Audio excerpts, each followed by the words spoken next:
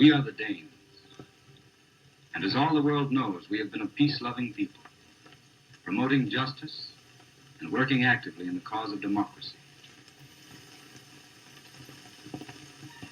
Shattering the hard-won peace of centuries, the Nazi hordes violated our borders in the early morning hours of April 9th, 1940. Of course, they made no declaration of war. They just moved in, overpowered our small army of 8,000 men in a few hours, and spread the dark cloud of their presence over the whole of our nation. But the Danish resistance was not broken on that fateful morning. Under the surface, our people have been fighting ever since. The underground movement has, with increasing strength, hampered the Germans by using their most effective weapon, sabotage. In the spring and summer of 1943, sabotage increased. Trains carrying goods to Germany were derailed. Factories working for the enemy were burned to the ground. And German countermeasures were met with strikes all over the country.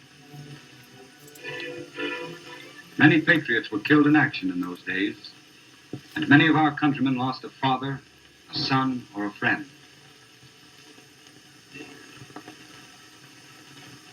Strikes continued.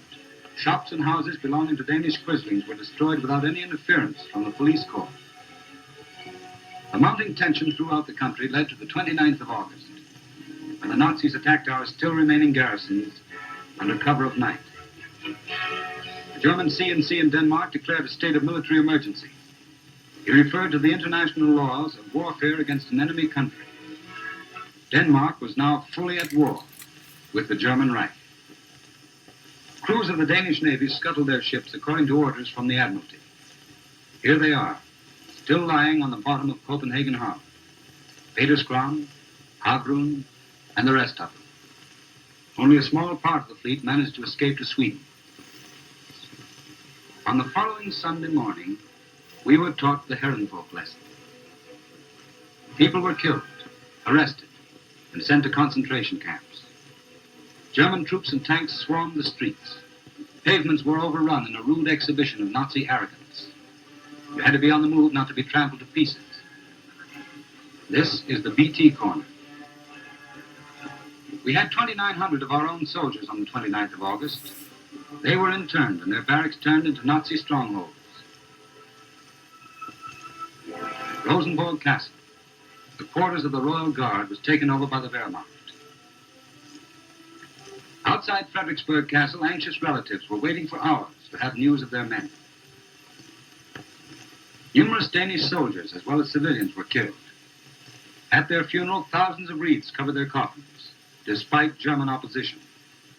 Flowers from the poorest in the land and from King Christian. King Christian was taken prisoner himself on that day. He and the government refused to negotiate with the Germans and ceased their functions, which from 1940 had been exercised under duress. His 73rd birthday, King Christian spent at Sorgenfri Castle, while goose-stepping Germans kept watch over their royal prisoner. But nothing could prevent the people of Copenhagen from honoring our beloved sovereign. Flags were flying from every house and every building.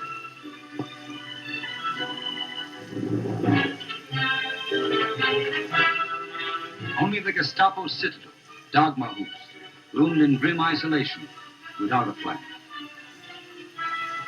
Lebensraum. Private houses were requisitioned, and with less than an hour's warning, people were thrown into the streets. The English phrase, "Do it well and do it now," became the slogan of our saboteurs. They painted it on walls when they blew up German military installations, and the Germans were fuming. To frighten us into